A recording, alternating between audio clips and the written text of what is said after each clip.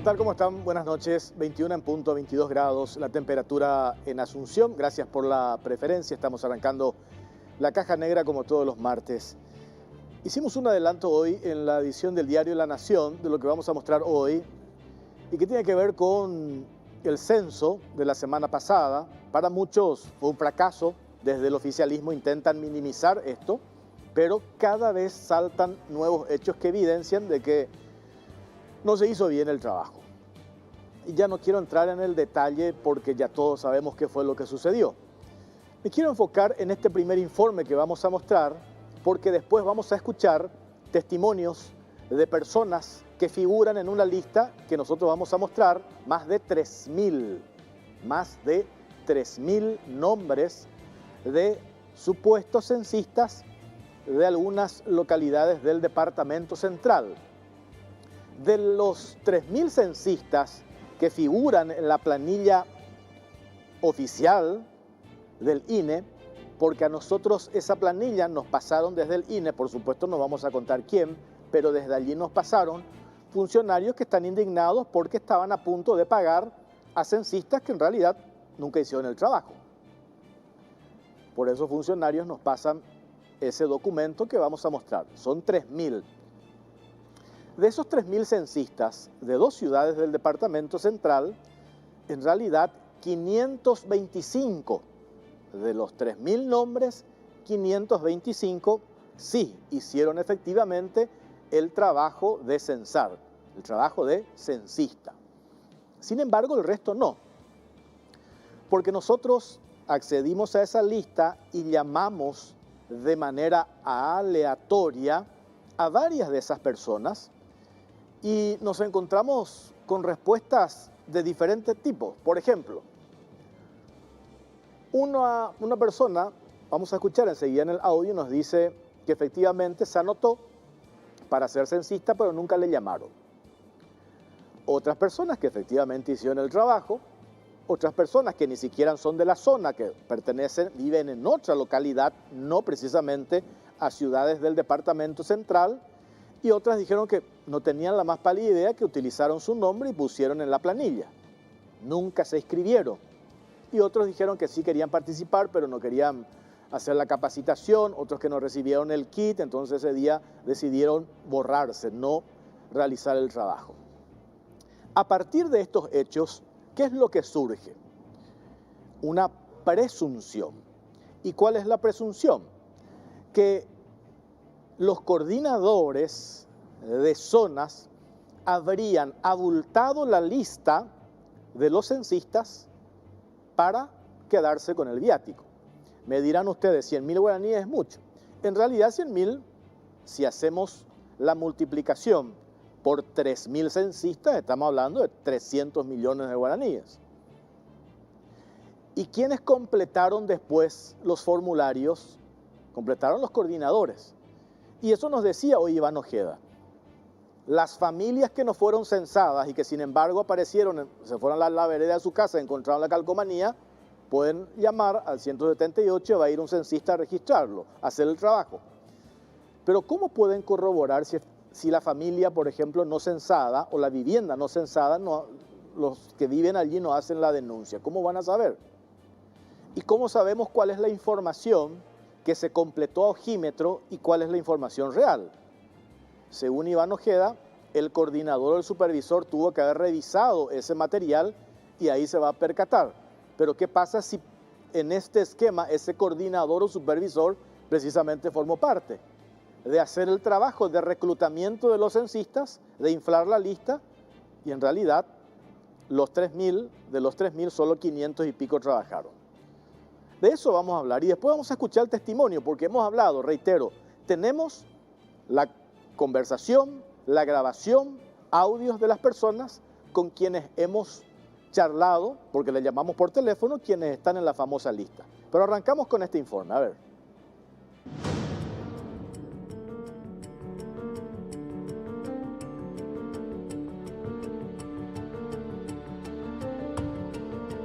Planilla de censistas. Avivados abultaron nómina para embolsarse pago de viático. El Censo Nacional expuso un nuevo bochorno del gobierno ante la baja cobertura durante el día D. En su defensa, el Instituto Nacional de Estadísticas INE, el cual se encargó de realizar la jornada censal, culpó a los censistas desertores que no se presentaron pese a haberse anotado para la actividad. Sin embargo, al parecer, existiría otra explicación, una aparente matufiada para abultar la lista de inscriptos y así cobrar el viático sin trabajar. Una multitud de quejas se registró el miércoles pasado a raíz de las viviendas que no fueron visitadas por los censistas durante esa jornada. La ciudadanía hizo su parte y cumplió con la premisa de quedarse en la casa hasta las 18 horas, tiempo límite establecido para que los voluntarios pasen a recabar los datos. Sin embargo, una vez culminado el plazo, numerosas casas seguían sin ser visitadas. Desde el gobierno salieron a reconocer que ese día hubo un bajo porcentaje de cobertura, solo del 73% en Asunción Central y Ciudad del Este, donde se concentra la mayor densidad poblacional, y culparon de ello a los censistas desertores. De acuerdo con los datos manejados por el Instituto Nacional de Estadísticas INE, unos 20.000 inscriptos no se presentaron. Como medida paliativa, se dio inicio a una etapa de recuperación de las viviendas no alcanzadas, labor que ahora ya está a cargo de los funcionarios. El elevado número de desertores hizo lugar a cuestionamientos hacia las autoridades que no garantizaron las medidas para evitar un abandono tan importante y tampoco previeron sustituir a los faltantes en su totalidad. El grado de improvisación fue tal que muchos censistas tuvieron que visitar más casas de lo previsto e incluso los supervisores se encargaron de hacer ese trabajo, tal como expuso la voluntaria Lidia Graciela. La joven relató a través de las redes sociales que muchos tuvieron que hacer doble trabajo en Ipané, ya que algunos censistas no se presentaron y otros censaban a medias. Todo eso sin recibir respuestas de los jefes de la zona. Justamente de acuerdo a una planilla acercada al equipo de la Caja Negra por una fuente cuya identidad se reserva, para esa zona de Central y las ciudades aledañas se previeron unos 3.000 censistas. Sin embargo, de esa cantidad, solo unos 500 trabajaron el día del censo. Un aspecto que llama la atención es que en la lista de los censistas figuran personas, muchas de ellas vecinas, oriundas de Hernandarias, Ciudad del Este, Cordillera, San Pedro, Caguazú e incluso Alto Paraguay, cuando desde el primer momento se proyectó que los voluntarios que iban a censar pertenezcan a la zona donde les tocaba hacer la labor. Entonces, ¿por qué las personas del interior del país se anotaron para Central, siendo que ni siquiera hubo movilidad ese día y tampoco compensaba el pago previsto?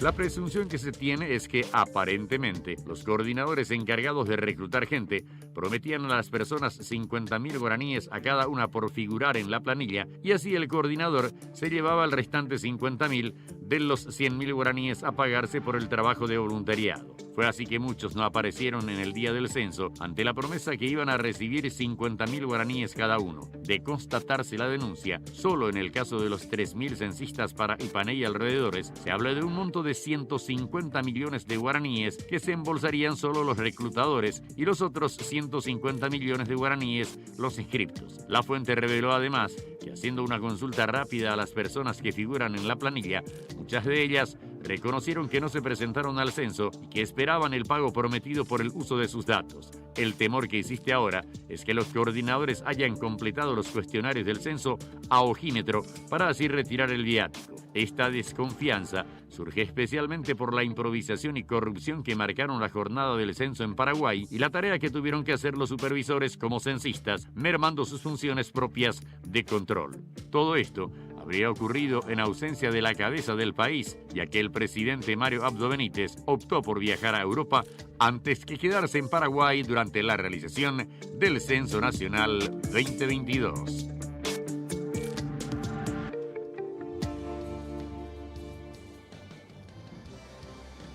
Bueno, acá recibo mensajes de mucha gente ya que hoy hacíamos un adelanto, como les decía, en el diario La Nación, tuvo sus repercusiones y gente que está indignada, ¿verdad? Porque siguen apareciendo casos inclusive ahora en esta etapa que nos decían que van a recabar los datos que faltan, de que aparecen calcomanías las viviendas, las familias nunca fueron censadas. Nosotros tenemos otro informe que después vamos a compartir y primero le quiero saludar a José Molinas, ex ministro de la Secretaría Técnica de Planificación. Es un técnico y queremos rescatar con él no una valoración política detrás de todo esto, porque sí los hay, porque nosotros con esta planilla que mostramos aparecen algunos censistas directamente vinculados a seccionales, se mencionan operadores políticos que habrían armado o haber realizado el trabajo de reclutamiento de censistas, porque tenemos ese documento que enseguida vamos a ir mostrando. Acá está, una larga lista, son 3.000 nombres. De estos 3.000 nombres, podemos poner, por favor, de estos 3.000 nombres que tenemos acá, reitero, nosotros hicimos el trabajo de llamar a algunas de estas personas de manera aleatoria y nos encontramos con muchísimas sorpresas. Y reitero, de 3.500 y pico hicieron el trabajo, el resto no. Algunos sí sabían o sí se anotaron, pero otros no tenían la más pálida idea de que figuraban en una lista de censistas. No sabía, y eso vamos a escuchar enseguida en los audios. Pero queremos rescatar con José Molinas la cuestión técnica de todo esto, porque es muy preocupante. El Estado ha invertido, si bien formó parte lo que se gastó, 15 millones, 18 en realidad nos dijo Iván Ojeda, 18 millones de dólares de ese préstamo de 43, 18 millones de dólares costó este censo. Todos hemos acompañado la realización de esta actividad porque hubo una conciencia ciudadana en relación a la importancia de esta actividad. Se tuvo tiempo para organizar, se tuvo recursos y se tuvo apoyo. Algo que generalmente no pasa, porque siempre nos dicen no hay plata, o a lo mejor tuvimos poco tiempo para preparar, o sectores que tiran pálidas en relación a actividades que vengan del gobierno. Sin embargo, hoy eso, para este evento por lo menos, eso no se dio. Entonces, no queremos que todo ese esfuerzo que hicimos muchos paraguayos de quedarnos en la casa, significó un feriado. Nos decía la presidenta de las MIPYMES el otro día, a nosotros nos costó plata quedarnos en la casa, nos costó plata.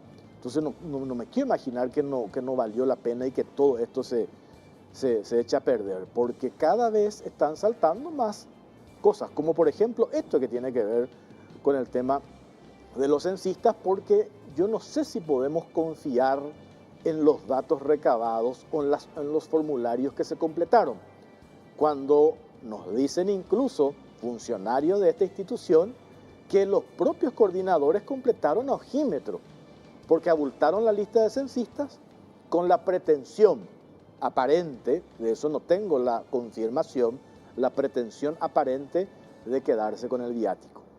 De 3.000 voluntarios, estamos hablando de 300 millones de guaraníes. José Molina, ¿cómo estás? Buenas noches, Jorge, ¿cómo estás? Bueno, como muchos, mencionaba acá unos mensajes, como muchos paraguayos preocupados, ¿verdad? Por esto que ya sabemos qué fue lo que sucedió. Entonces, vamos un poco más para adelante. Con todos estos elementos que tenemos sobre la mesa y apelando a tu experiencia y a tu conocimiento técnico de esto, ¿podemos recomponer? Sí, déjame dar un paso atrás y recalcar algo Sí. que ya mencionaste, Sí. porque creo que eso no hay que perder nunca de vista. El censo es una operación tal vez la más compleja en tiempos de paz. No hay otra operación que llegue casa por casa a lo largo y ancho de la República. Y es una operación tan central para las políticas públicas en general. Las políticas públicas sin información son de mala calidad. Y la información sin una buena base censal son de mala calidad. El censo nos da no solamente la población, sino nos da los marcos muestrales para las encuestas públicas y privadas. Y también para tener un mecanismo de control y de mejoramiento de los registros administrativos. Censos, encuestas y registros administrativos hacen el conjunto de información que después alimentan las políticas públicas, y las políticas públicas que se basan en evidencia son las mejores. Las que se basan en opinión son las peores. Entonces, esto es absolutamente central. Es un bien público que nos conviene que se haga en forma correcta, en forma adecuada a todos los paraguayos, y le conviene principalmente a los tomadores de decisión de la siguiente administración. Claro. Esta es una administración que cuando se procese todo el censo probablemente ya no esté. Pero la siguiente administración sí se va a beneficiar, sea quien sea, y también la posterior. Entonces, es una operación compleja, es una operación sumamente útil, que como ciudadanos tenemos el compromiso de que salga bien, y ojalá que salga bien. Entonces, el censo tiene sus criterios de calidad. Yo lo suelo comparar con un examen. Cuando uno toma un examen y si es que el puntaje mínimo para quitar un 2 es 70%, entonces uno quita un 70% y pasa raspando. Aquí el puntaje mínimo para pasar raspando el censo es el 90% de cobertura. Y solamente en los años anteriores, en un solo año, creo que fue en el 82, tuvimos 90 y poquito. Los años posteriores, excepto el 2012 que ni siquiera que fue fallido, ¿verdad? En los otros años con censos no fallidos llegamos al 93%. Entonces, el censo el día miércoles en el área urbana que se tenía, no se llegó al 90% en general, se llegó al 84%. Entonces, lamentablemente no pasamos esa prueba, ¿verdad? No pasamos esa prueba y en los 17 departamentos más Asunción, en las 18 unidades, en 14 sí se pasaron, en 4 no, ¿verdad?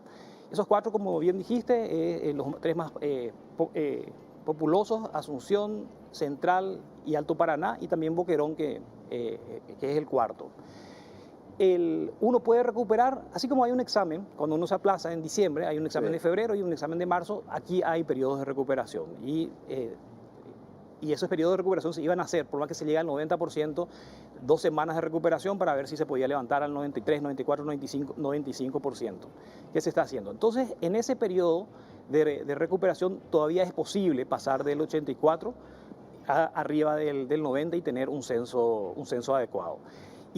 Pero así como implicó un apoyo ciudadano para que la gente se quede en su casa, ahora implica también un apoyo ciudadano para que los reciba, además de haberse quedado un día en la casa, que le reciba en otro momento. Y creo que ahí es importante continuar haciendo ese llamado de que un censo de calidad nos conviene a todos y que este esfuerzo adicional que hay que hacer, porque no se llegó a la cobertura que se quería y que un porcentaje más importante va a tener que volver a esperar, que por favor lo hagan, porque todavía se puede tener un censo adecuado, no en la primera oportunidad, pero en la segunda, tal vez en la tercera. Eso me parece importante aclarar, y nosotros también. Yo creo que ¿quién puede estar en contra, más allá de hoy que estemos tan metidos en estas rencillas políticas, ¿verdad?, propias y naturales, pues faltan menos de 30 días, o no, poco más de 30 días en realidad para las elecciones. Es natural que existan estas. Pues yo digo, hay una valoración, y eso se notó el miércoles pasado, en la posición asumida por medios de comunicación contrarios al gobierno, incluso acompañaron esto, políticos que vos veías en las redes sociales, o sea, hubo un acompañamiento total. Entonces, todos queremos que esto si se puede, que se subsane y que se llegue al objetivo. Pero tampoco podemos quedarnos callados cuando funcionarios de esta institución te dicen, mira un poco esta planilla, hagan ustedes el chequeo. Y aparecen 3.000 censistas. Y de los 3.500 nomás estuvieron. Y el resto, gente que vamos a escuchar enseguida. Tenemos esos audios para compartir, ¿verdad? Avísame cuando tenés a punto, porque nosotros no podemos esconder esto, ¿verdad? Esto hay que contar. Y me parece, y valoro, porque después me pasaron un audio y me dijeron que a la tarde cambió de opinión, pero me quedo con lo que me dijo esta mañana en la radio Iván Ojeda, que después de esto que publicamos esta mañana, ellos van a parar la pelota y les obliga a ellos a hacer una revisión punto por punto si ese desembolso que van a hacer realmente corresponde o no corresponde. Que eso en realidad es lo que se quiere, porque nosotros decíamos, este es un préstamo, al final nosotros vamos a tener que pagar el préstamo, todos vamos a pagar el préstamo, 43 millones de dólares, o sea, vamos a tener que pagar sí o sí. Entonces tenemos que ser celosos del manejo del dinero.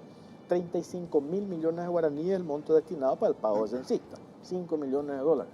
Entonces tenemos que ser celosos de ese dinero, de cómo se paga. Entonces eso es lo que nosotros mostramos ahora. Y acá está el testimonio de las personas que figuran en esta lista. Por supuesto no le pudimos llamar a las 3.000 personas de manera aleatoria y rescatamos estas opiniones. A ver.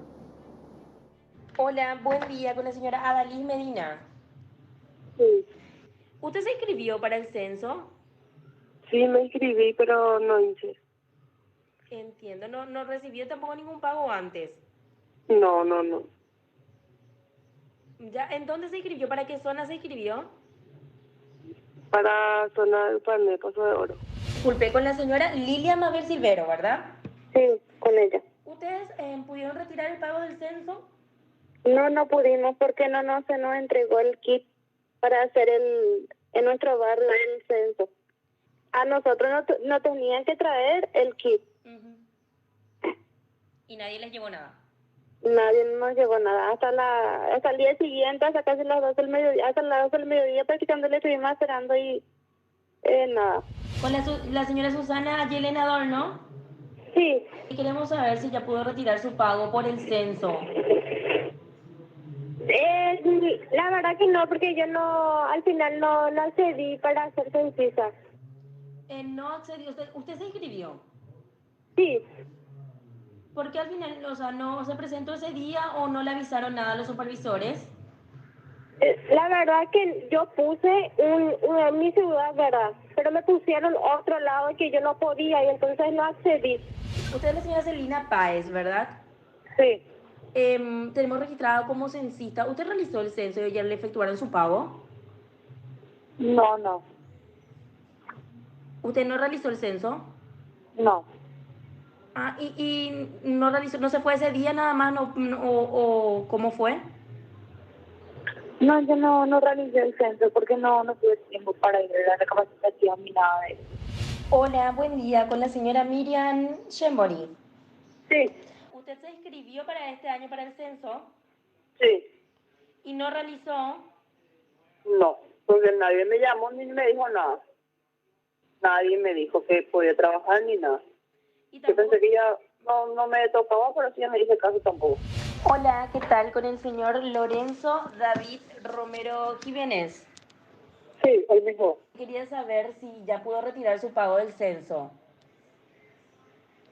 No, yo no me postulé para eso. ¿Usted no se inscribió? No me inscribí. En el periodo para la inscripción de voluntarios para el censo no se inscribió. No, nadie nunca me dijo nada. Hola, buen día, con la señora Liliana Beatriz Ramos. Sí. Queríamos corroborar si ya pudo retirar su pago por el censo realizado. No, yo no hice el censo. ¿Usted no se inscribió para el censo, señora Liliana? Sí, me inscribí, pero no hice. ¿No le llamaron más? ¿Usted se inscribió? No me llamaron más. Hola, ¿qué tal? Con la señora Dircy. Sí. Le queríamos corroborar si ya recibió el pago del censo. No. ¿Usted realizó el censo? No. Ah, pero se inscribió, señora Dircy. Sí. ¿Y no le llamaron o cómo fue? No. No me llamaron, a mí nadie me llamó. ¿Nadie se comunicó para hacer alguna capacitación o para participar en la jornada para hacer el censo? No, nadie a mí me llamó. No, nadie. Entiendo. ¿Y tampoco no recibió ningún pago? No, tampoco. ¿Usted se inscribió para qué zona? Zona de Hispane. ¿Con el señor Ángel Waldimier? Sí, así es. ¿Qué tal? Le estoy llamando para corroborar si pudo retirar el pago del censo. No participé al final al retiro del censo. Ah, ya, pero usted se inscribió, señor Ángel. Sí me inscribí, pero no pude hacer porque tuve que viajar. Entiendo. ¿Se inscribió para la zona de Upané? Sí, así es. Y no recibió ningún pago antes, ¿verdad? No, nada de nada, señorita. Con la señora Juana Esther Virites. Sí, con ella. Le queremos corroborar si ya pudo recibir el pago del censo. No, ¿Usted realizó el censo? no realicé. Entiendo. Pero No usted, realicé. ¿usted se inscribió? Me inscribí todo, di el examen, todo di. Pero no pude realizar. ¿Por qué motivo? ¿No le llamaron? No me llamaron. Estuve pendiente, no me llamaron, nadie se comunicó conmigo y por esa razón. ¿Usted se inscribió para qué zona? Para la zona de 14 de mayo en Upané. Bueno, ahí están, diversos testimonios, ¿verdad? A mí lo que, aclaro de vuelta, 3.000 es lo que tenemos para esa zona, Upané, San Antonio, esa zona del departamento central. Hay personas que dicen, Me escribí efectivamente, pero nunca me llamaron. Otros dicen, me escribí pero no pude participar porque tuve otra actividad. Y otros escuchamos, ¿qué? ¿Mi nombre? ¿Dónde? No sabía que estaba mi nombre. O sea, hay varias situaciones. Y hay otros que sí, efectivamente, sí, hicimos el trabajo, te dicen, ¿verdad? Porque las 3.000 personas, efectivamente, 500 realizaron de esta lista.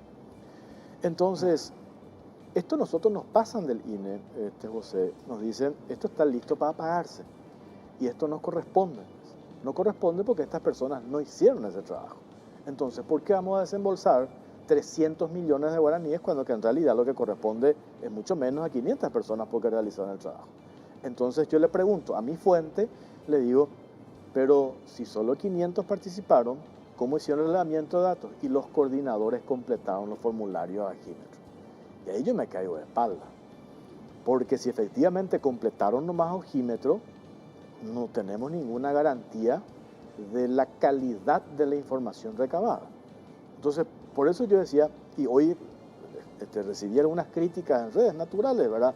Entre paréntesis, pero rescataba algunas porque eran serias y no con insultos, ¿verdad? Me decían, ¿ustedes quieren boicotear esto? No queremos boicotear, al contrario. Pero no podemos quedarnos callados con esto. Escucharon el testimonio, ¿verdad? De manera aleatoria y llamamos y aparece en esto. Que en realidad aparecen también, lo que nos dice nuestra fuente, es que le dieron esta tarea de reclutamiento a algunos operadores políticos. Y algunos aparecen que forman parte de determinadas seccionales coloradas y que querían congraciarse ahora con esas personas a propósito de las internas partidarias del próximo 18. Entonces digo nomás, ahí es cuando se contamina, cuando entra esa cuestión política.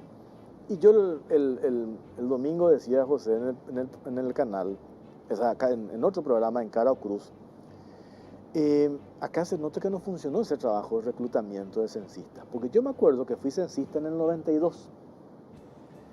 Y me llama, y para el colegio donde estaba, en el Colegio Nacional de la capital, nuestro coordinador y nuestra profesora guía nos dice, la presencia de ustedes es clave, nos íbamos a cobrar viáticos, pero iba a significar puntos para esta materia.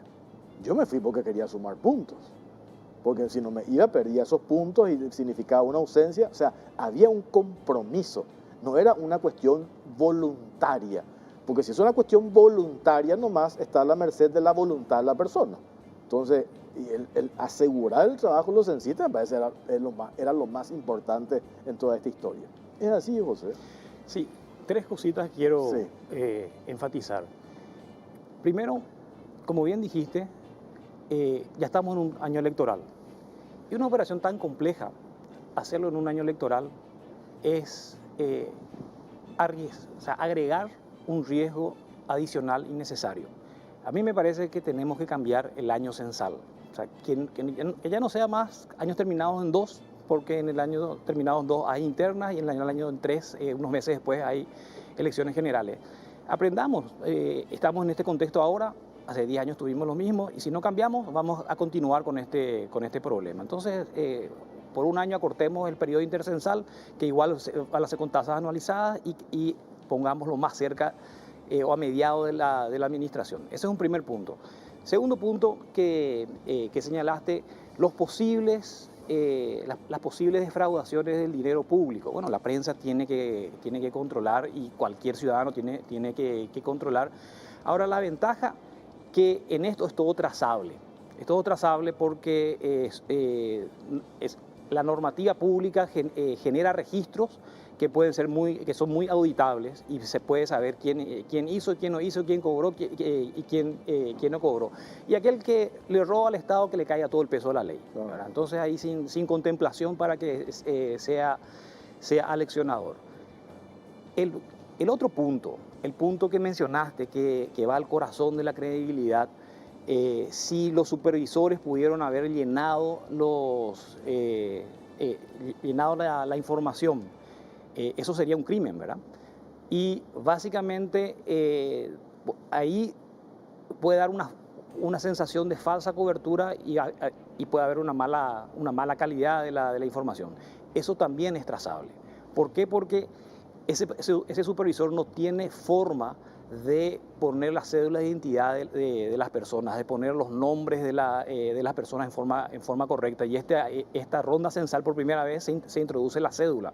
Entonces, es trazable quién supuestamente le censó a una familia y con un control aleatorio se puede llegar a saber si el grado de falsedad o de calidad de esa información. O sea, se puede, entre comillas, limpiar la información. O sea, se puede monitorear a ver si es que alguien falseó esa información. Porque, para poner sobre el punto nomás, hemos visto una abogada conocida puso en sus redes sociales que mostrando el registro del circuito de cerrado, que efectivamente una señora, no sé si ni siquiera a veces tocó el timbre, pega la calcomanía y enfrenta la casa y va completando. O sea, hay registros de eso, ¿verdad? Eso sí se puede identificar porque la persona sabe que con su dirección se puede saber en qué manzana está, a qué familia se refiere, quién está asignado a esa manzana, quién entregó esa boleta censal y se chequea. Una persona chequea y puede ver que si los datos son falseados, es evidente y que, bueno, que se persigue, así como el que cobró sin trabajar tiene que ser responsable ante la justicia, el que falsea información censal también, ¿verdad? Eso por una parte. Ahora, en este momento, el elemento de credibilidad es absolutamente importante y hay buenas prácticas, porque esto no es algo nuevo. Cuando se maneja información pública de encuestas o de censo, no solamente hay que ser como la mujer del César, no solamente ser, sino parecer, ¿verdad? Y aquí en estos contextos, lo que suele funcionar son consejos, asesores técnicos externos, multisectorial, de técnicos de diversos sectores.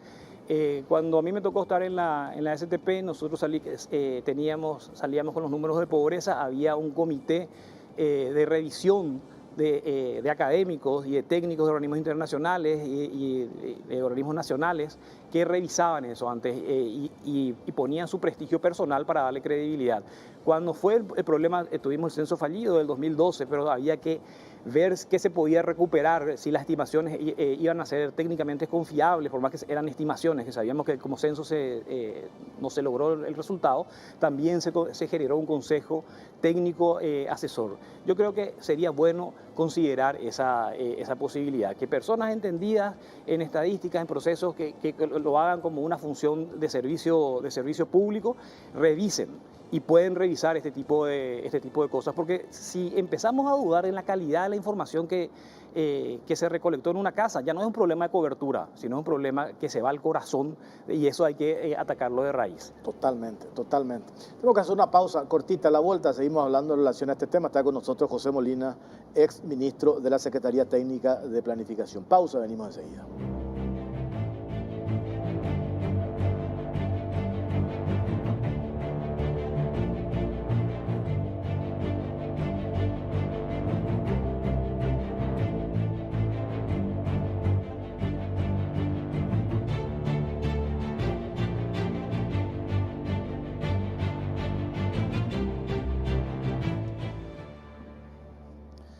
La idea PAT de 330 combina perfectamente el rendimiento de una portátil con la libertad de una tablet, repleta de funciones y aún así de pequeño tamaño, rápida y un procesamiento fluido. Cuenta con cámaras, una batería que dura prácticamente todo el día.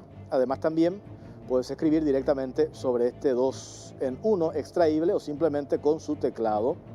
Tenés lo mejor de Windows, Office, podrás arrancar rápido y mantener la concentración sin preocuparte de que tu notebook no pueda con tanta información. Lenovo IdeaPad D330, donde una portátil se fusiona con una tablet. Encontrarla en las mejores tiendas del país. Lenovo representa y distribuye Celex S.A. Llegó el momento de sentirse insuperable, llegó el momento de cargar Shell V-Power, el único combustible que contiene 5 veces más moléculas de reducción de fricción y limpieza para tu motor naftero, protegiéndolo contra los depósitos que reducen el rendimiento. Carga Shell V-Power, co-creado y recomendado por Escudería Ferrari, y viví cada viaje como a bordo de un Fórmula 1. Shell, la marca preferida de los paraguayos, ganadora del ranking de marcas. Farmacia Vicente Escabone, más de 87 años de trayectoria a tu servicio. La amplia línea de medicamentos, perfumería, cosmética, cuidado personal, juguetes y mucho más. La atención personalizada y el asesoramiento que buscas está en Farmacia Vicente Escabone las 24 horas. Llámanos al 418-5000 o por WhatsApp 0974-18-5000. Tenemos lo que nos dijo esta mañana en Radio 1, cortito, sobre esto que denunciamos hoy en el diario La Nación y que lo estamos amplificando acá, ahora en la caja negra, lo que dijo el director del INE, Iván Ojeda. Escuchemos. Lo que nosotros vamos a hacer es constatar o contrastar, mejor dicho, todas las listas. Esta publicación también de La Nación vamos a tener en cuenta, por supuesto, pero nosotros tenemos todo un protocolo de control antes de hacer ese desembolso para no pagar a gente que está queriendo estafar o que tiene otras intenciones subalternas que no sea realmente cumplir con la persona que realmente trabajó. Apellido, cédula, una serie de consultas y también registra un número de teléfono. Ese número de teléfono es la variable clave para que él posteriormente reciba su giro. No hace falta de que tenga una billetera simple, el dentista o el supervisor. Y a través de Bancar le va a llegar un giro a la persona que trabajó, que constató. Y sabemos que no todos ellos trabajaron, pero sí tenemos una aplicación por la cual nosotros vamos a cerciorarnos exactamente de la gente que trabajó y esa gente va a recibir su pago según nos comprometimos nosotros. 35.000 millones de guaraníes. Por eso es que estamos verificando la lista para no pagar a gente que no trabajó. ¿Qué es lo más sensato? ¿Qué es lo que corresponde, verdad? Revisar a partir de esto y se paga quien trabajó. Quien no trabajó no se paga. Me parece lo más sensato esto que dijo Iván Ojeda. Quiero leer un par de mensajes, José, y después seguir. Dice, es muy sencillo verificar la dirección de estas personas. Raro es que vengan de lejos para hacer un censo. Se supone que son del barrio los que hacen. Están los números de celular. Es cuestión de que hablen con esas personas. Eso ya lo hicimos. Y también la gente de INE supongo que harán lo mismo. Una vergüenza el censo, la carátula fiscal debería decir traición a la patria. El director del INE nos toma el pelo tanto con el hecho, los porcentajes, las preguntas, la parada del país. Costó mucho más de 100 millones de dólares la parada del país, me dice acá un empresario. Sin duda hubo mal manejo de fondos públicos, pero no se puede perder de vista la improvisación en las preguntas encuestadas. Faltó preguntas esenciales como lo de salud pública. Se tenía que tener estadísticas de los usuarios de salud pública y privada, entre otras. Después, mecanismo de recuperación de datos. ¿Qué se debe tener en cuenta para asegurar el éxito? Creo que eso ya lo dijiste, ¿verdad? Sí. ¿Experiencia en otros países? Bueno, hay mucha experiencia y hay diversos tipos de censos, ¿verdad? Esto es un censo de hecho, que se le pregunta dónde estaba sobre la residencia del momento del censo, no necesariamente el momento habitual, dónde pasó la noche anterior, ¿verdad? Esa es la... Y hace 10 años, en el 2012, se hizo un censo de derecho que pregunta sobre residencia habitual en relación a una fecha y es otra metodología. Ese censo de hecho es una movilización mucho más grande. Fíjate, ahora participaron 220.000, tenían que haber participado 220.000 censistas, participaron 200.000, 20.000 no aparecieron, era el 10%. En el censo la planificación del censo del 2012, que salió mal lamentablemente, pero eran sobre la base de 11.000 censistas que iban a trabajar por varios meses con una tablet, ¿verdad? Y que iban a capturar información sobre la residencia habitual. Ese modelo de censo por lo general suele ser más controlable, se trabaja con gente mejor entrenada, claro, menor cantidad, el 5%, ¿verdad? El 5% y con instrumentos tecnológicos. Como salió mal hace 10 años, yo creo que nadie quiso proponer de nuevo hacer con esa metodología. Entonces, se probó algo que a mi criterio, a mí me gusta más el censo de derecho que el de censo de hecho, pero nadie lo podía volver a proponer si salió mal hace 10 años, ¿verdad? Entonces nos lleva a ver el ambiente. Ahora, aquí se hizo algo por primera vez, se pidió la cédula de identidad. Y eso abre una posibilidad, abre una ventana que nos permite pensar en tener un censo basado en los registros administrativos. Y los registros administrativos son registros del sector público que lo hace por su función cotidiana de administración de la cosa pública, no necesariamente con fines estadísticos, pero se puede procesar y se le puede dar ese uso. Entonces, en España, en Francia, en los países nórdicos, la gente tiene censos continuos en base a los registros administrativos. Y acá al tener la cédula en este censo y uno puede empezar a juntar los registros de las cédulas de identidad, los registros de tributación, los registros de las transferencias gubernamentales, los de la ANDE, los de los servicios públicos, los de educación, y con la tecnología que hoy existe empieza a limpiar, a depurar esas bases de datos y se puede acercar a un censo en base a registros administrativos que después uno lo puede chequear con un conteo poblacional que es más barato, ¿verdad? Este censo, como bien te lo dijeron ahí, es la modalidad. El censo de hecho es el más caro. Es el más caro en cuanto al operativo y es el más caro cuando se para el país, el más caro en términos de costo de oportunidad. El préstamo fue de 43 millones de dólares este año. Con la modalidad anterior, si todo salía bien, iba a ser de 12,5. No se paró el país hace 10 años. Ahora se paró el país y eso sale más de 100 millones de dólares. Entonces, si sumás el costo de oportunidad de haber parado el país, más el préstamo, ya tenés cerca de 150 millones contra 12 millones que estaba previsto. Yo creo que podemos aprender y empezar a intentar a tener censos basados en registros administrativos que van a ser todavía más baratos. Qué increíble cómo nos cuesta, da la sensación de que estamos debutando permanentemente, ¿verdad? Yo no sé si esa es una cuestión de cómo se toman estas decisiones, ¿verdad? Entiendo yo cuando dijiste lo que pasó hace 10 años, esa mala experiencia. Yo le había escuchado al director del INE, le preguntaba por qué no usamos la tecnología. Y nos dijo porque no había disparado el presupuesto. Pues como si problema de plata aparentemente no había, ¿verdad? Entonces yo no sé si era por una cuestión de disparar el presupuesto. Entonces me pareció medio rara esa respuesta, ¿verdad? No dijo que porque usamos en el 2012 ese sistema a lo mejor. Dijo iba a disparar el presupuesto, ¿verdad? Si tenés, en el 2012 había 11.000 censistas y ahí todos tenían una tablet, un PDA en ese momento, ¿verdad? Entonces para 11.000 se puede pensar en esto. Para 220.000, si le das una tablet, ahí no hay presupuesto que aguante, ¿verdad? Claro. Pausa cortita, venimos enseguida.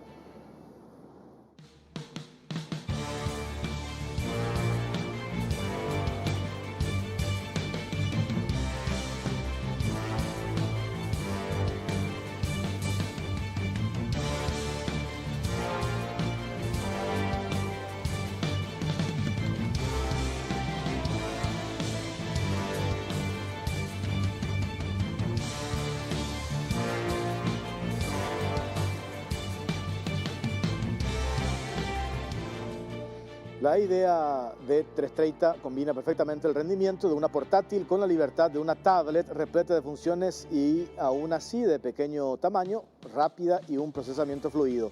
Cuenta con cámaras, una batería que dura prácticamente todo el día. Además también podés escribir directamente sobre este 2 en 1 extraíble o simplemente con su teclado. Tenés lo mejor de Windows y Office. Podrás arrancar rápido y mantener la concentración sin preocuparte de que tu notebook no pueda con tanta información. Lenovo IdeaPad D330, donde una portátil se fusiona con una tablet. Encontrala en las mejores tiendas del país. Lenovo representa y distribuye Celex S.A. Venía a Bristol porque arrancó el Black Friday con las cuotas más bajas en todos los productos. La mayor variedad en televisores, celulares, notebook, aires, heladeras, lavarropas y mucho más. Y como si fuera poco, con tus compras participás de los 1.000 millones en premios. Escuchá esta super oferta. Heladera Midea de 300 litros. Precio normal, 18 cuotas de 256.000 guaraníes. Ahora solo 18 cuotas de 184.000 guaraníes. Bristol, la mejor casa de electrodomésticos del país. Farmacia Vicente Escabone, cada vez más cerca tuyo. Contamos con 70 sucursales en todo el país. Ofrecemos la mejor atención y el asesoramiento profesional que los 87 años en el mercado nos permiten ofrecer. Llámanos al 021-418-5000 o por WhatsApp 0974-18-5000. Farmacia Vicente Escabone. Tenemos este informe, cómo se invirtieron los millones de dólares en la polémica jornada del censo. A ver.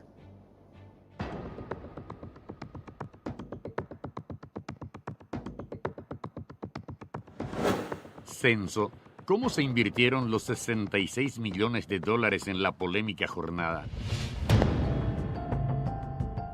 El Instituto Nacional de Estadística, INE, dice que hasta el momento se ejecutó el 42% de los 43 millones que fueron destinados al Censo Nacional mediante un préstamo del Banco Interamericano de Desarrollo BID. Es decir, se invirtió alrededor de 18 millones de dólares para la recolección de los datos. Al hacer un desglose de esas cifras, se detalla que 7.262.479 fueron transferidos al sector externo para el pago a censistas, unos 4.406.982 para el servicio del personal, 1.422.779 para bienes de consumo e insumos, unos 1.804.025 para imprenta, seguro, publicidad y comunicación, 1.599.589 para equipos y herramientas, 1.301.814 dólares para pasajes y viáticos, unos 262.646 en alquileres y 872 dólares para el pago de los servicios básicos, luz, agua y teléfono. En este caso, se debe confiar ciegamente en las cifras que brinda el propio gobierno, en atención a que las adquisiciones de insumos, consultoría y otros que hizo el INE para el censo, por valor de 44.000 millones de guaraníes, no pasaron por la Dirección Nacional de Contrataciones Públicas. Esta falta de control se dio porque se usó el fondo del BID y para ello las inversiones se hicieron bajo las normas de ese organismo internacional que otorgó el crédito, lejos del control local. Al respecto, el director de Contrataciones Públicas, Pablo Seitz, explicó que las licitaciones realizadas con los fondos del BID figuran en el portal de contrataciones, pero que esto es más bien de manera informativa, ya que la dirección a su cargo no formó parte del proceso de planeamiento ni adjudicación. Por ejemplo, el INE efectuó la compra de 288.000 tapabocas por 316 millones de guaraníes en septiembre de este año para el censo. Este llamado aparece en el portal de contrataciones como que aún no está adjudicado, cuando en la práctica sí ya lo fue. En ese sentido, Seitz aclaró que se rige por las normas del BID y que un tratado internacional tiene una prelación superior, por lo que el único órgano de control que puede intervenir en este caso es la Contraloría General de la República. Llama la atención que se hayan comprado miles de mascarillas luego de que el gobierno pusiera fin al uso obligatorio de las mismas. Además, se suma que los propios censistas no utilizaron los tapabocas durante sus recorridos. Otro punto sospechoso es que el INE haya adquirido productos de limpieza, jabón en PAM, limpiavidrio, ácido muriático, virulana, creolina y ácido para destrancar cañería por más de 300 millones de guaraníes bajo la excusa del censo. Uso discrecional de fondos despierta dudas. El gobierno de Mario Abdo Benítez consiguió un importante crédito para la realización del censo. En noviembre del año pasado, el Congreso Nacional aprobó el préstamo de 43 millones de dólares, cifra que se suma al millonario endeudamiento del país. A raíz de la fallida jornada censal, en el Parlamento surgieron dudas referentes a cómo se destinó el dinero aprobado. El manejo de semejante volumen de dinero justo en tiempos electorales desató mucha suspicacia. Uno de los actores políticos que salieron a cuestionar fue el senador liberal Blas Llano, quien preguntó cómo se garantiza que los recursos se hayan destinado para el objetivo que se previó inicialmente y para lo cual el país se endeudó. Ante esa duda, el legislador presentó el jueves pasado un proyecto de resolución que encomienda a la Contraloría General de la República a efectuar auditorías financieras y de gestión sobre el uso de los recursos destinados para la realización del Censo Nacional. Su planteamiento tuvo el acompañamiento de sus colegas. Así también el Senado convocó al titular del INE, Iván Ojeda, para escuchar sus explicaciones sobre cómo se invirtió cada centavo de la cantidad de plata presupuestada y los resultados obtenidos. Por otro lado, los diputados ya presentaron un pedido de interpelación de Iván Ojeda por el fiasco del censo.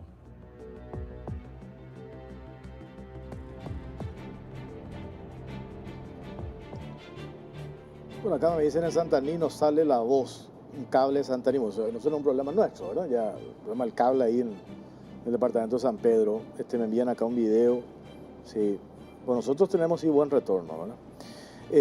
Obvio que ahora van a controlar, pero si no se publicaba se cortaban solos, nadie se enteraba, dicen otro mensaje. A ver, para ir redondeando, José, cuando nos hablan de desertores, uno puede entender que ellos hicieron la lista y a lo mejor ya estaban conformes con los 220.000 censistas, porque escuchábamos audio y decían, yo me anoté pero nunca me llamaron.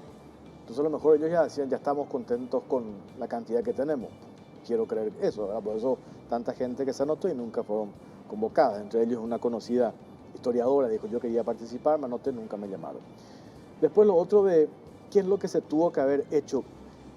Yo digo, nosotros pues no vamos a descubrir nunca la pólvora, ¿verdad? Miremos, dice, sí, interesante mirar experiencias en otros países donde esta tarea, este trabajo funciona, resulta, y me decía hace rato en la pausa incluso que parece que es mucho más barato, ¿verdad? Bueno, los censos de derechos son más baratos. Fíjate que el censo en el 2002 salió $4,4 por persona.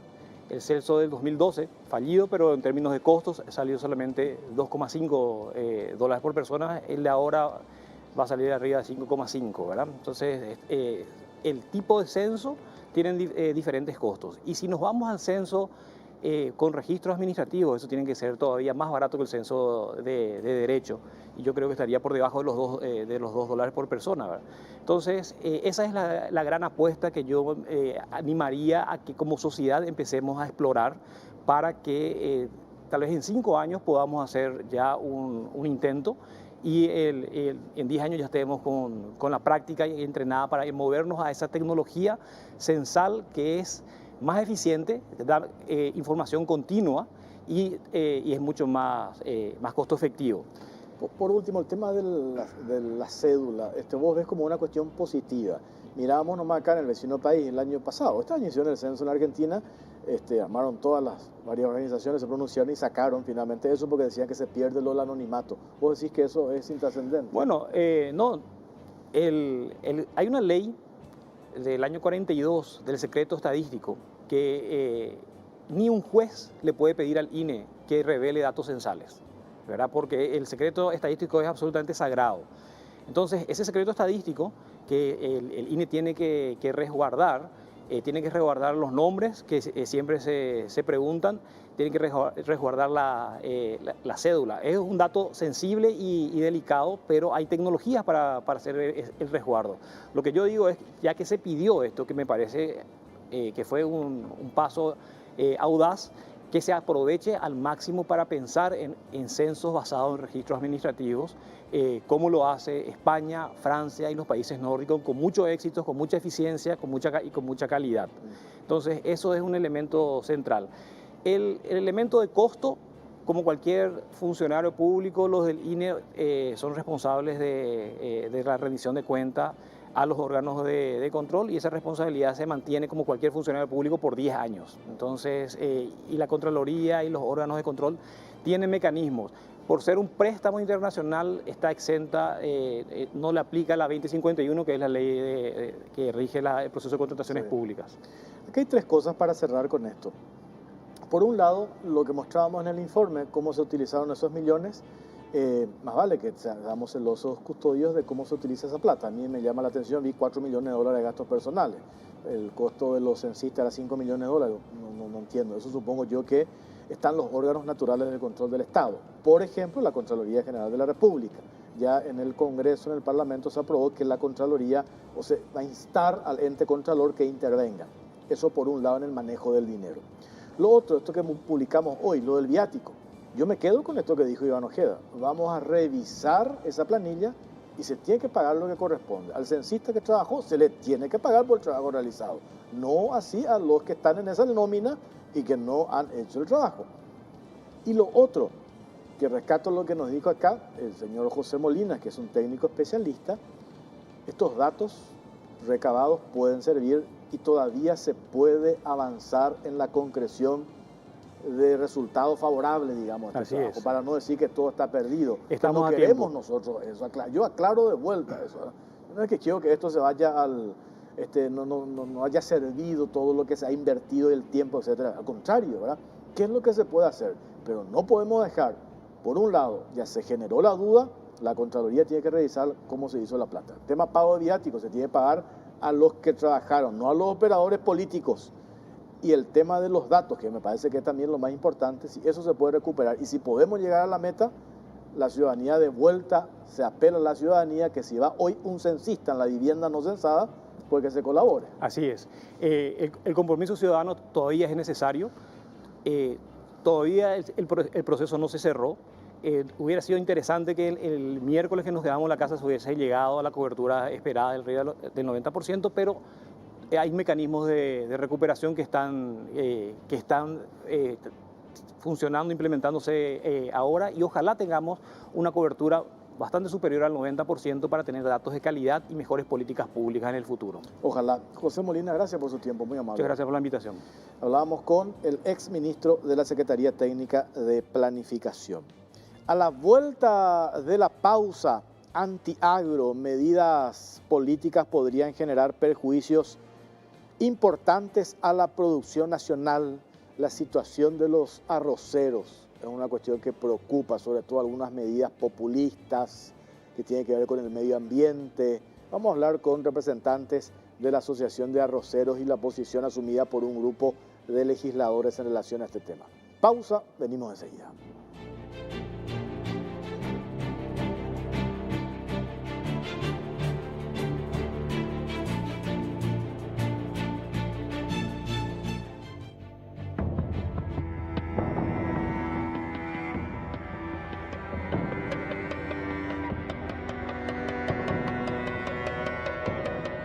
Antiagro. Medidas políticas podrían generar perjuicios importantes a la producción nacional. El sector agropecuario se encuentra en expectativas ante las medidas políticas que son adoptadas en nuestro país, ya que muchas de ellas pueden terminar generando importantes perjuicios a las inversiones realizadas. En el caso de los arroceros, desde el Senado se implementan medidas directas por supuestos impactos ambientales. Por otro lado, también existen iniciativas internacionales que se pretenden imponer al sector pecuario en el marco de la lucha contra el cambio climático. El pasado 8 de noviembre, una comitiva encabezada por los parlamentarios del Frente Guazú, Esperanza Martínez, Pedro Santa Cruz y Sixto Pereira, fue hasta Villa Oliva, departamento de Ñembucú, para verificar 2 arroceras instaladas en el sitio. La senadora Martínez, quien días después fue a participar del encuentro del Grupo de Puebla, Foro Político de la Izquierda, informó a través de sus redes sociales que pudo constatar en el lugar visitado la supuesta canalización de humedales, deforestación, afectación del lago Ipoá y posible contaminación de las aguas. Tras dicha visita, fue su colega Pedro Santa Cruz quien propuso un proyecto que declaraba en emergencia la cuenca del lago Ipoá, planteamiento que fue aprobado por el Pleno del Senado en su sesión de la semana pasada. Esta medida insta al Ministerio del Ambiente y Desarrollo Sostenible, MADES, a intervenir las arroceras que supuestamente canalizan el recurso hídrico y además a revocar las licencias ambientales de las mismas. El proyecto en cuestión refiere que esta producción desenfrenada, salvaje y destructiva va drenando todos los humedales de la zona, secando los arroyos de la cuenca y creando un grave problema hídrico que afecta a la propia existencia del ecosistema del lago. La aprobación de esta declaración se realizó de manera meteórica, sin convocar primero al MADES, como así tampoco a los productores para escuchar su versión, y luego, tras oír ambas campanas, adoptar una postura en consecuencia. Ignacio Heiseque, vicepresidente de la Cámara Paraguaya de Arroz Caparrós, indicó que ambas empresas cuentan con todos los permisos del MADES para realizar la actividad, por lo que calificó la declaración como un sinsentido y resaltó que los senadores del Frente Guazú se atribuyeron un rol del MADES para desinformar irresponsablemente con el aparente fin de atacar a las empresas productoras en esta etapa proselitista y pretender instalar la industria de la miseria. Como medida de respuesta, el gremio arrocero enviará una nota a la presidencia de la Cámara Alta en la que sentará una postura ante lo ocurrido. Por su parte, Ike Arrellaga, expresidente de la Federación de Productores de Arroz del Paraguay, FEPARROS, aseguró que los congresistas tienen un desconocimiento de la situación del rubro, como por ejemplo de las leyes vigentes y las obligaciones que cumple, ya que necesariamente las empresas deben contar con la declaración de impacto ambiental y las licencias expedidas por el MADES para poder operar. El arrocero aseguró que preocupa este tipo de actuaciones parlamentarias porque únicamente demuestran que están en contra de la producción nacional. Situación de la ganadería y la presión externa. En la actualidad existe mucha presión sobre Paraguay referente a su hato ganadero. En ese sentido, se desarrolla la Conferencia de las Naciones Unidas sobre el Cambio Climático, más conocida como COP27, que se celebra en el Sharm el Sheikh, en Egipto, del 6 al 18 de noviembre. Allí Paraguay marcó una fuerte posición ante las numerosas presiones de parte de países del mundo para que firme el acuerdo referente al metano, que implicaría reducir el hato bovino nacional y no crecer en cultivos. El ministro de Agricultura y Ganadería, Santiago Bertoni, señaló que países como Estados Unidos e Inglaterra abogan por la reducción de la producción de carne vacuna a raíz de la incidencia en la generación de gas metano, perniciosa para el clima global. Sin embargo, resaltó que de acuerdo a estudios realizados, el volumen de gases de efecto invernadero que genera la región es mínima y que dentro de ese esquema, el peso de Paraguay es prácticamente imperceptible. Bertoni argumentó además que si Paraguay redujera su hato ganadero de 14 millones de cabezas de ganado a 10 millones, esto implicaría un golpe económico importante al sector y a la economía nacional. De acuerdo con Héctor Cristaldo, titular de la Unión de Gremios de la Producción UGP, Paraguay tiene un potencial de crecer a 25 millones de cabezas, por lo que firmar el acuerdo representaría un retroceso.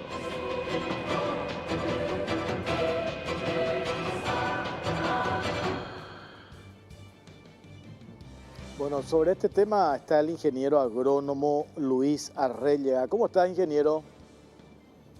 Buenas noches, ¿qué tal? ¿Cómo están? Mis saludos, respeto a vos y a toda la teleaudiencia. Bueno, esta situación estábamos observando en el informe desde el gremio de la Federación Paraguaya de Arroceros. Van a enviar, creo que, una nota a los parlamentarios, los senadores, pidiendo un poco, una revisión en relación a esta decisión asumida hace un par de semanas, ingeniero. Así es. Bueno, lo que apareció en los periódicos fue, digamos, una publicación de lo que sucedió en el campo con la visita de parlamentarios a un establecimiento agropecuario donde se está desarrollando un proyecto de producción de arroz. Es lo que habíamos explicado. Queríamos aclarar de que eventualmente podría existir algún proyecto que no cuente con su declaración de impacto ambiental. O sea, nosotros estamos regidos por una ley que es la ley 294/93 en la que de evaluación de impacto ambiental, en la que los proyectos para ser ejecutados cuando tienen un impacto sobre el agroecosistema natural que existe, porque realmente cuando realizamos una producción como la arrocera, estamos impactando, pero que tenemos un análisis, estudio que se hace al respecto de estos efectos, la forma de disminuir los impactos negativos y, digamos, llegar al impacto positivo final, que es la producción que estamos haciendo. Tengamos en cuenta de que estos tipos de agroecosistemas naturales no son humedales, son campos que eventualmente pueden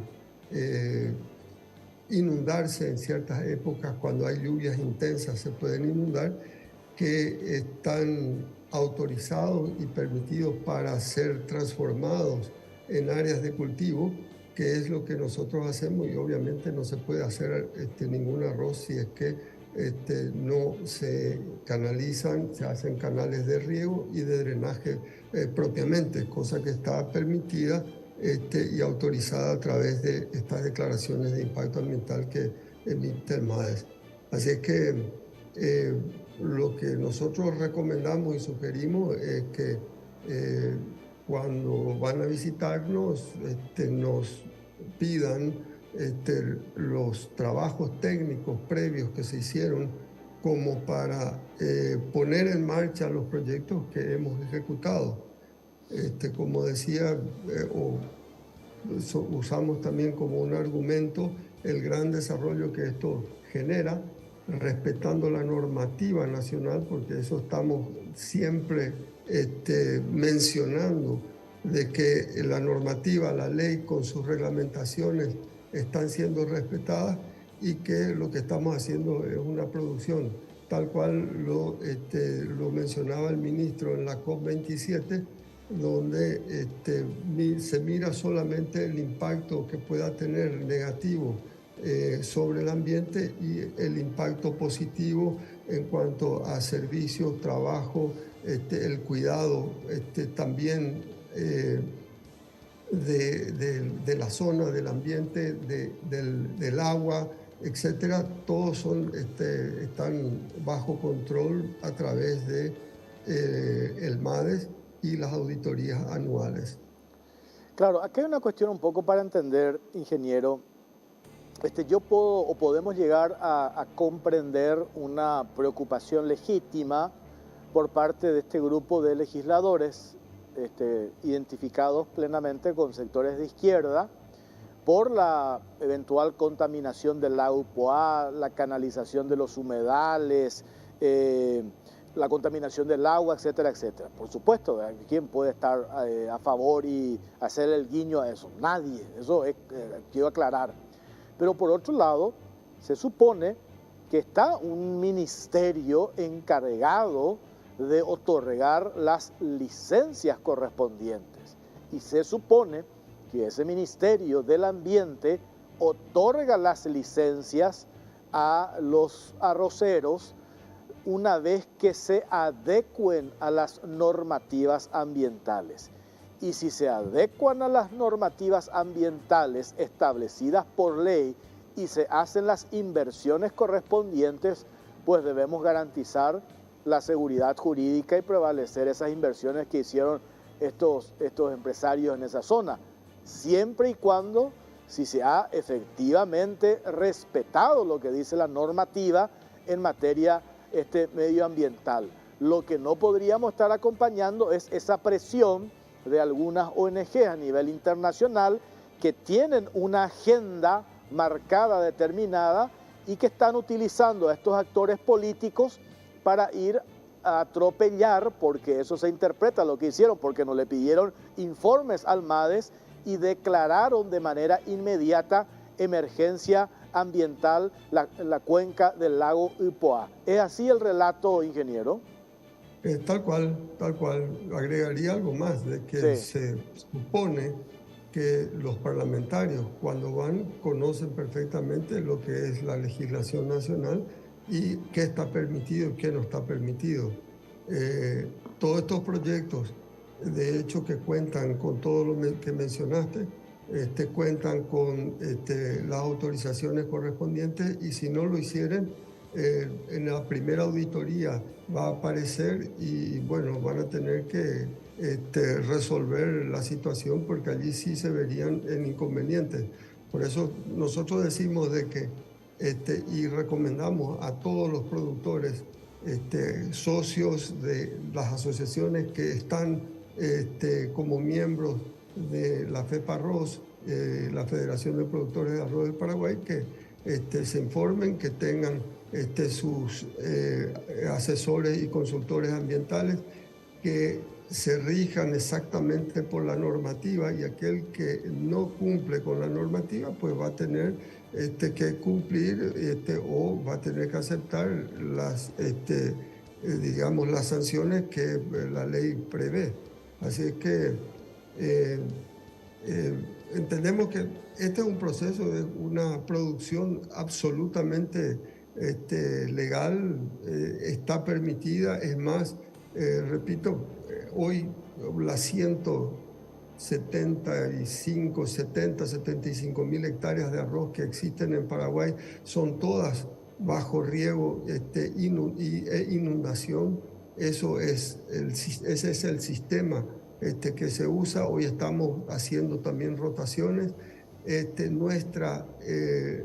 Nuestra autorización a los proyectos prevé el control de aguas que entran y aguas que salen. O sea, nosotros estamos controlando la calidad de agua que entra y la calidad de agua que sale.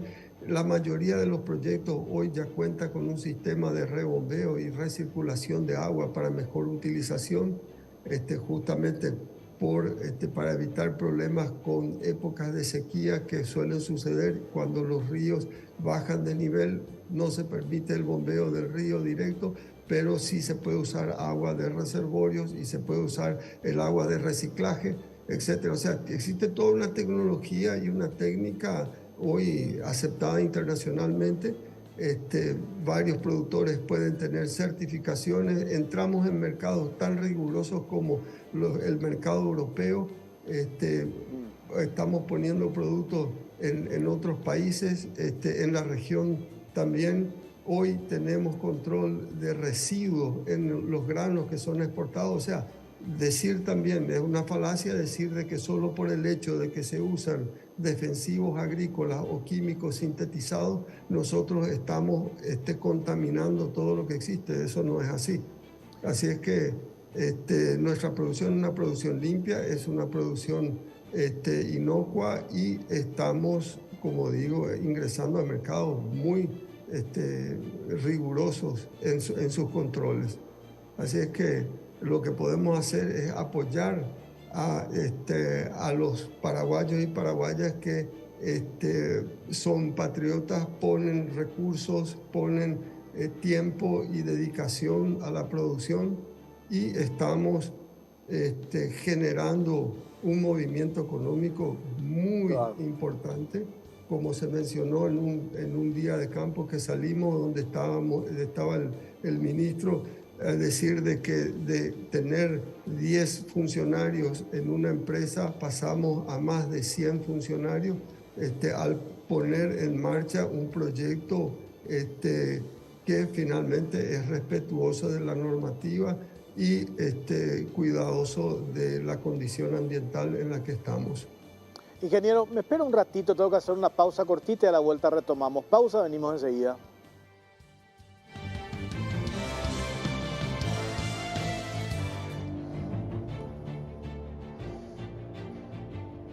Bueno, último bloque ya para cerrar. Ingeniero Luis Arrellega, miembro de la Federación Paraguaya de Arroceros. Después de esta decisión del Senado de declarar área de emergencia la cuenca del lago, ¿esto le genera a los inversionistas allí en esa zona un perjuicio? ¿Tienen que parar lo que han hecho hasta tanto se defina esto? ¿Cómo se actúa a partir de esta decisión del Senado?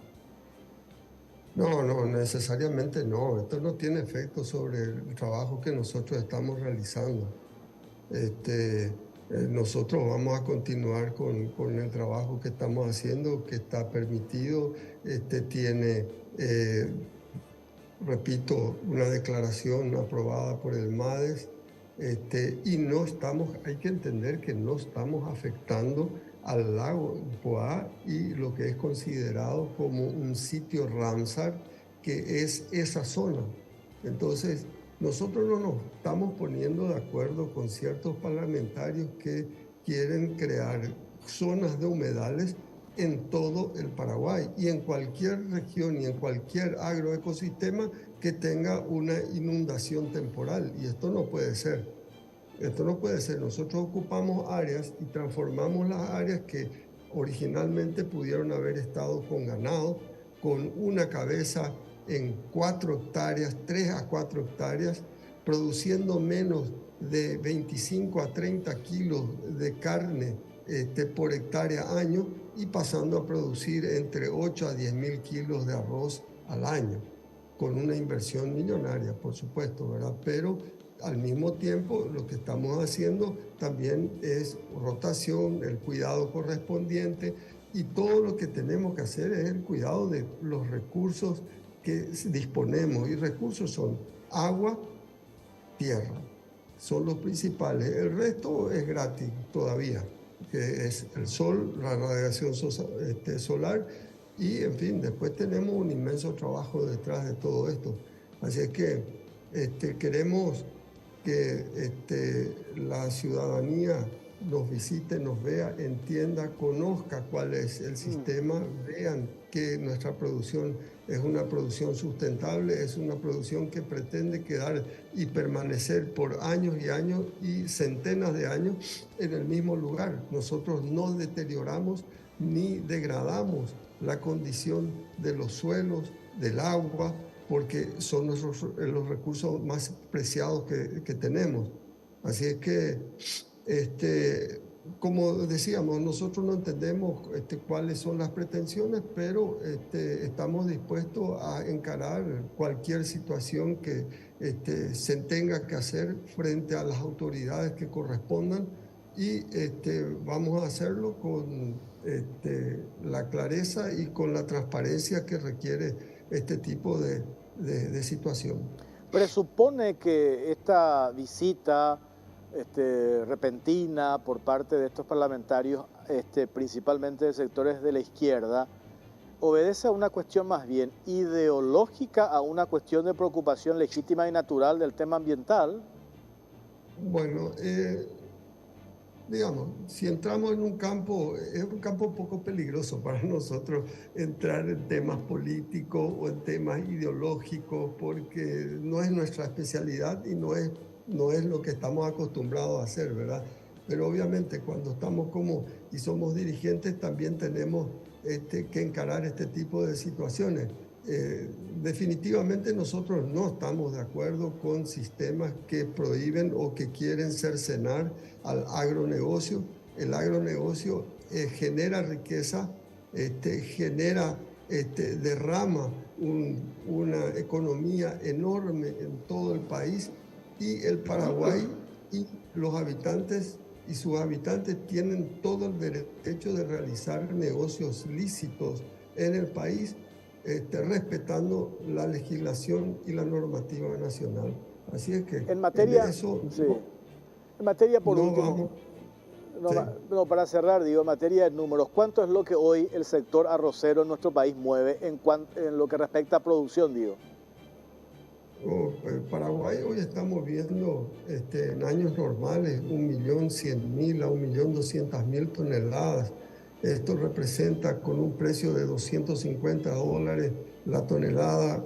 En realidad estamos hablando $260. Hoy estamos hablando de más de 300 millones de dólares, que es lo que genera el país y no es dinero que se quede con las arroceras o con las empresas o con el productor, porque entendamos que tampoco estamos hablando de que existe el 100% de los productores sean grandes productores. Existen medianos y pequeños productores que iniciaron el cultivo hace una decena de años en el país. Hoy con tecnología lo hacemos en forma mucho más eficiente y gracias a tener ministros y gobierno, digamos, hoy en el ministerio, que es a favor de la producción, y respetamos mucho al actual ministro y con digamos, toda la ayuda que está haciendo hacia este sector y otros sectores